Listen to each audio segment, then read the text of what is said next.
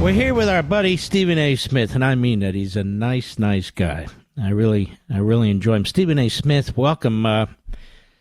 So when are you sending up your super PAC? No time soon, my man. I like my life. I like my life a lot. You know, it's just that, you know, you got politicians and people out in public seeing my point of view and stuff like that. Even my pastor got to a point where he said, "Stop saying there's no way in hell you'll do it." He said, "Show people respect. We've got love for you and respect for you. You never know what God has planned for you." But I'm no politician. I'm certainly no aficionado. I read the news, watch the news, listen to people like yourself and others, and learn as much as I possibly can. I just know that, you know, my heart's in the right place in terms of, you know, America being its very best that it can possibly be. And when I see stuff that's happening that veers us away from that, it kind of annoys me. It really, really does. So I want to be a person that's in the mix, capable of doing something, doing my little part to help any way that I can. And that's where my mentality lies. But with the contract that I signed, Mark, with the money that I don't blame you. I stand to make, I sincerely doubt I'm giving that up, sir. I can tell you that. Hey, listen, you need a partner. You let me know. I don't know what the hell I would do. Well, maybe carry your suit. Doesn't matter to me. We'd figure it out. With your knowledge and your honesty, trust me, we'd figure something out. Let me ask you this. You're a moderate. You've said that from the day I met you. You said, "Look, I'm a moderate. I'm not this or that. I just look at things and try and use my common sense." But they don't allow moderates in the Democrat Party. Look what they're doing to Fetterman right now. And I don't think they're doing it because he's unhealthy, because he just doesn't go along with the team.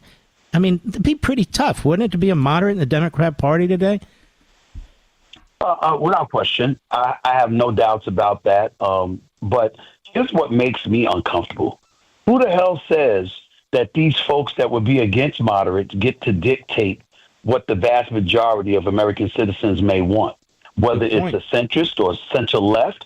I mean, think about it. This is one of the things that I've applauded about the GOP and the Republicans, specifically since Trump came onto the scene. And I've articulated this publicly on several occasions. You look at the left, you got the superdelegates, the process that they put you through on the left. One could argue that Bernie Sanders could have won the nomination, the Democratic nomination in 2016. They could make a lesser argument for it in 2020. But along the way, the party said, no, it's Hillary's turn. No, it's Biden's turn.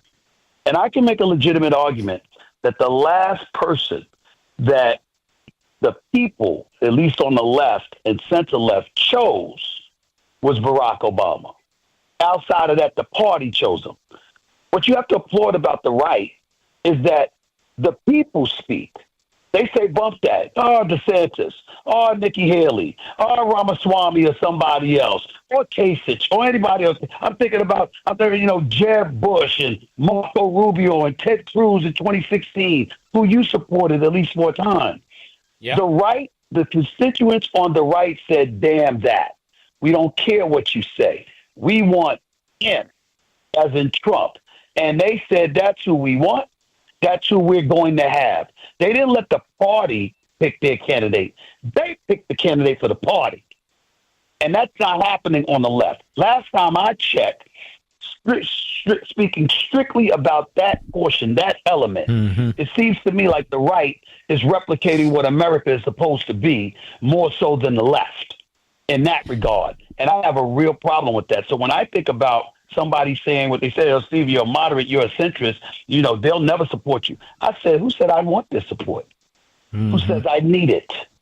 The fact is, whether it's me or somebody else, and certainly I'm not thinking it's going to be me, my point is, damn all of that. I'm sick and tired of these folks running the country the way that they do and picking candidates for us and not listening to the American people and trying to bully us into listening to that. The problem is breaking up this cabal. It's based in Washington, D.C. These people love their power. They got their money. They make the rules. You got this guy, Hogue. Now, look, I'm not a Hogue fan. He says, look, we got to run some people against these older guys. They're out to destroy this guy. Right now, there's no room, as you just point out, there's no room for competition of ideas. There's no room even for aggressive debate. The fix is in. So the problem is, when you have an iron-fisted party, look, I don't care if it's a Democrat party, I don't care if it's the Republican establishment, I don't care if it's a Communist party. The problem is it's difficult to break that up from without. They control the rules. I totally agree with you. I'm not refuting that one iota. But when you talk about Hogue, and I don't know much about him, Mark, I've heard some things, but I'm not going to repeat them because I don't know, and I don't know how true or accurate they may be. But clearly, you have a cabal out there that's out to get him, no doubt about it. It's a little bit different dealing with the likes of me because unlike him, I have a voice. I have multiple platforms. You have a following. I have recognition. I have a following. I have name recognition. And if you want to make some noise coming at me, well, then I'm perfectly capable of turning it around and making some noise to come at you. They think they want that. They think they want that heat. I would advise they be careful what they wish for if they came my way with that nonsense. Because all I would be trying to do is get America to be about what it's supposed to be about. I remember just today on my podcast, the Stephen A. Smith Show on YouTube and iHeartRadio, I'm talking about Marco Rubio, and you got Senator Van Hollen, coming after him. And I'm like, well, he does work for the president. He is under that administration, which won the election. And the prism of history, whether it's, it's recent history, whether it's the immediate future or beyond, it will tell us what's right and what's wrong. But to engage in condemnation of this magnitude over a former colleague of yours in the Senate and suddenly act like he's betrayed you. Well, wait a minute. You were a Democrat. He was a Republican. He wasn't thinking like you to begin with. That's number one. Number two, he's now a member of the administration. And in terms of our national intelligence and national security combined with being the Secretary of State, he's one of the most powerful people in the world. It's different than him just being a senator now. And on top of it all, he has a boss. He is a subordinate of Donald Trump. And if Donald Trump wants to do something differently than what you would do, last time I checked, he won the election. If you don't like it, maybe you should win elections.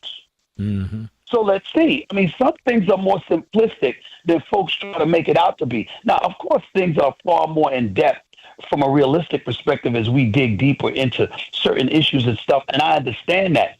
But last time I checked, if the other party wins, what your job is supposed to be about, it's supposed to be about saying, okay, how can I work with this administration to get some of the things that my constituents want and need? Because I'm elected to serve them. Instead, we hear people saying, well, I'm on Capitol Hill to make sure that I oppose everything he does. Now, in fairness, Mitch McConnell wasn't right when he did that to Barack Obama when he uttered the words, well, my goal is to make him a one-term president. But I'm saying it's not good on either side. Let's speak against that stuff. Let's stop it. Stephen, let me ask you something. What is it about us? I think we have a similar personality in some respects. That is, we want to debate. We want to engage, challenging, interesting. And if you attack me personally and lie about me, that's it. It's no holds bar. Yeah. And we get very passionate about it. What is that about us? Because we know at our heart and at our core, we try to be honest and decent. We just have our beliefs. If you have a problem with what I've said, say that. If you think I'm wrong about what I've said, say that. What does that have to do about my character? Especially if you don't know me. Why are you speaking about me that way? Clearly, there's an ulterior motive or an agenda. And if you have one of those, then you ain't about honesty and realness and being genuine and authentic and decent. You're just trying to hurt me. And when that happens, all right, we're playing the hurt game. So let's see who can hurt who.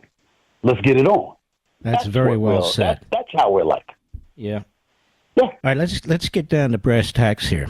Football. Yes, sir. Did the Eagles? Yeah. I'm a UFC and football fanatic. I can't help it. Yep. Did the Eagles improve their position? Did the Commanders improve their position? I mean, who's looking good to you? I'm not going to ask you, stupid, who's going to win the Super Bowl. You don't know right now. But who's looking good to you? Right.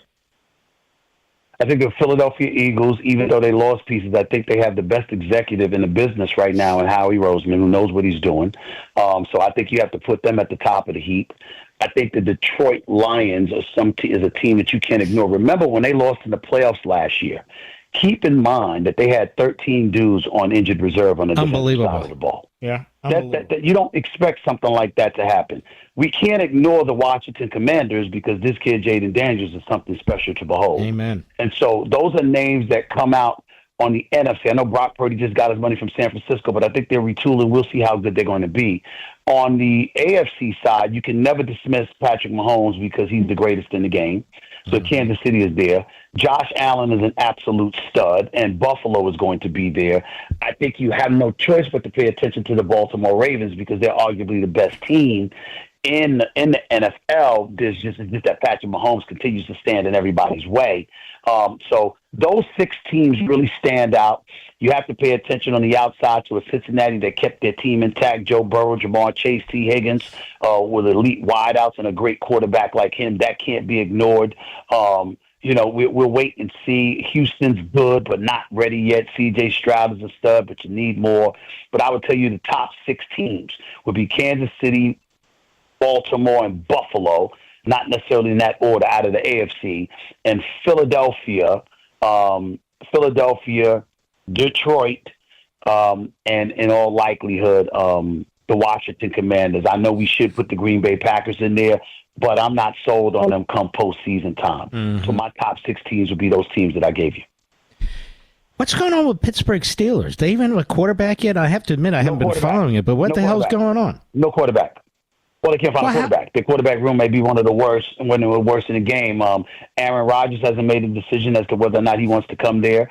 They lost Justin Fields to the Jets. They lost Russell Wilson to the Giants. Then you turn around thereafter and you bring back Mason Rudolph, who's a career reserve, Skylar Thompson, who's lucky to be a reserve. And so the combination of all of that means you're devoid of a starting quarterback in a division that has both Lamar Jackson and Joe Burrow as star quarterbacks for their respective teams in Baltimore and Cincinnati. That's the Pittsburgh Steelers problem, which is why they haven't won a playoff game since 2016. And they've lost they've lost like in the first wild card round, 6 times over that span. But they have a very good coach, don't they? They have a damn good coach, but I don't care who you are. If you don't have a quarterback, you're not going to win. But how does a team get? You're not winning without a quarterback. How does a team get to the point they know they need a quarterback every year for the rest of the time? How does a team get to the point where they literally don't have a quarterback? I mean, there's nobody even to practice with. I'm saying that facetiously. They have quarterbacks that can play the position. Well, you know They're what I mean. Not very good compared to the competition. Yeah. And so it's hard to find guys that are really, really good. Keep this in mind. The Jacksonville Jaguars paid Trevor Lawrence $55 million. Trevor Lawrence won a national championship at Clemson, lost the national championship game. He's really, really good, right? Comes to the pros, a playoff game, his lone playoff game. He came back from a 27-0 halftime deficit and came back and beat the Los Angeles Chargers in the playoffs.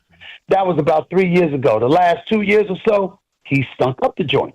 So people are looking at him and they're saying, what the hell has happened? There's plenty of teams that wish they could have a quarterback, okay? Which is why I was going ballistic when the Steelers didn't draft Shedeur Sanders. Because I'm like, you need a quarterback. You can speculate all you want to about how good he was going to be. All I know is that he went from being perceived and projected to being a top 2 or 3 quarterback, projected to go in the first round, to falling all the way to the 5th round and being the 100th overall pick. You got to be kidding me. Something's wrong with that picture. But listen, I was thinking about that. That's the problem. Let me ask you about this. 183rd, actually. But go ahead. Maybe they didn't want the drama with Dion and all the rest. Is that possible?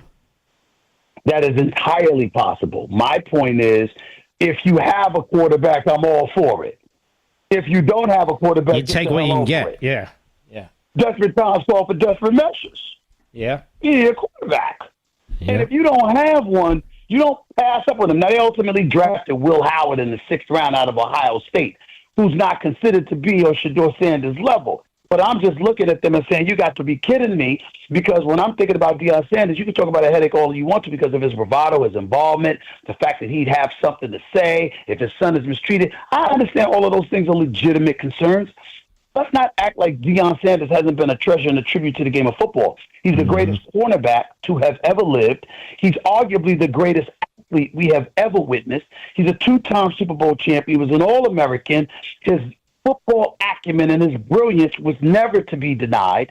And this is his son, who is a quarterback on a team that had the Heisman Trophy winner in Travis Hunter. And by the way, this kid, who was deemed relatively undersized, sat around and took 92 sacks over 2 years in his career at Colorado and still won games his last year there. You got to give credit where credit is due. And here's my thing, Mark.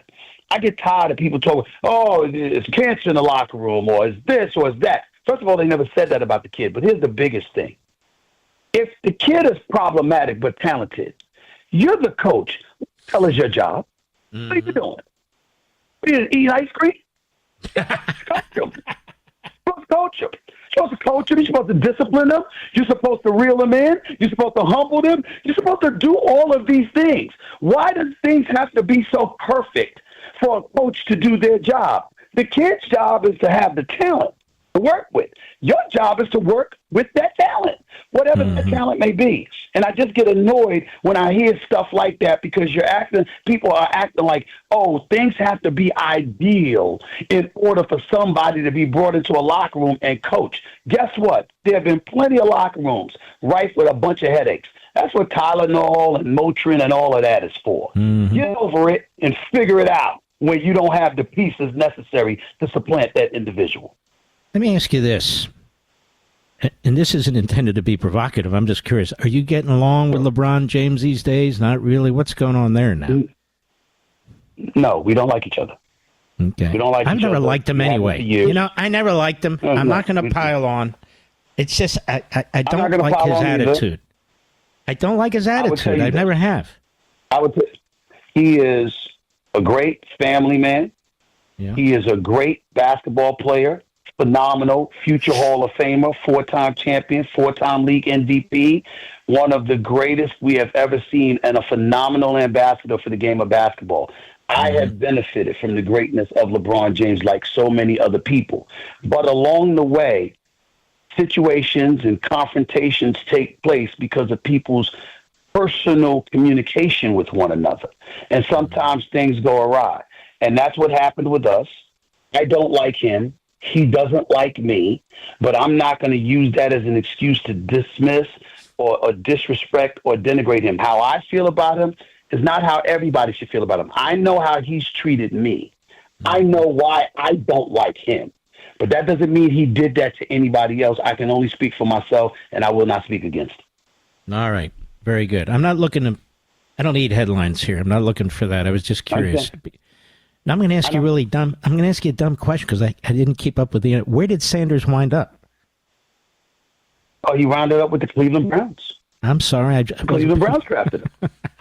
The Cleveland Browns drafted him, and now he's going to be quarterbacking in Cleveland. And could you imagine me being a Steelers fan, how I'm going to lose my damn mind if that man goes to Cleveland and he's better than anything the Steelers have? I'm going to lose. Well, it won't be hard. No offense. It was right. It won't be hard, but it was right there for them to take. And if they if that man plays lights out, and dare I say, he's competing with a Lamar Jackson and a Joe Burrow, and he is considered a pretty damn good quarterback that's ascending in the National Football League, that would be the biggest miss by the Pittsburgh Steelers in many years, and I will not be happy about it. Last question, my brother. Dallas, your favorite team. Why do they never – what? Tell me about Dallas. I have my own opinion. They're not going anywhere, are they? They got a chance. Listen, they acquired George Pickens from the Pittsburgh Steelers as a wide receiver to pair with CeeDee Lamb. So they have offensive weapons, and Dak Prescott wasn't healthy last year, and he is healthy this year. And in fairness to him, when he is healthy, he is an individual that goes out there and wins games in the regular season. Doesn't win them in the playoffs, but he certainly wins them in the regular season. I think that their defense has holes, and they need some help. But I think offensively, they should be potent. I still think, however, they'll be battling for third place within the NFC East behind the Philadelphia Eagles and the Washington Commanders. And I think that as much as I love my buddy Jerry Jones, because I do have a lot of love for him, I think that the problem with him is that he wants to do things his way, which isn't always the right way.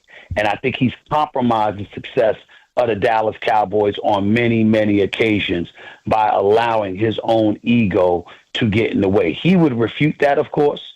He believes that what he is doing is right, but I would point the old Bill Parcells saying from years ago, you are what your record says you are. And the Dallas Cowboys have not been to an NFC championship game, let alone a Super Bowl, let alone having won a Super Bowl title in 30 years. Good God, I didn't know that. There's nothing you can say about that. Since 1995, they have not won. They have not been to an NFC championship game. In Dak Prescott is entering his 10th year as the quarterback for the Dallas Cowboys. He has a grand total of 2 playoff wins. All right, I got 1 minute. I got to get this in. This tush push. I mean, they really put that up to a vote. I mean, seriously, I'm glad it lost, but just get big linemen and they can do it too. It's not a great football play, but the bottom line is this. People that are whining and moaning about it is because they haven't had success at it. Right. Philadelphia Eagles have. Find a way to do it. Stop whining and moaning and figure out how to stop it or concede the fact that there's little to nothing that you can about it and get the hell over it. That's the bottom line. I mean, it's quite a situation where you can outlaw stuff you can't stop. I mean, that's ridiculous to me. All right. Yeah, exactly. Stephen A., it's always a great pleasure. If people want to find you, they find you on ESPN, the best show on ESPN, your podcast, first basically take, anywhere. Stephen A. Smith Show on YouTube. That's right. That's right. And I just turn the TV and the radio on, and there you are, man. I got more stuff coming in a matter of a week or so. I'll call you and let you know. I would love to. Take care of yourself. Be safe out there. You just said. All right, buddy. God bless. God bless.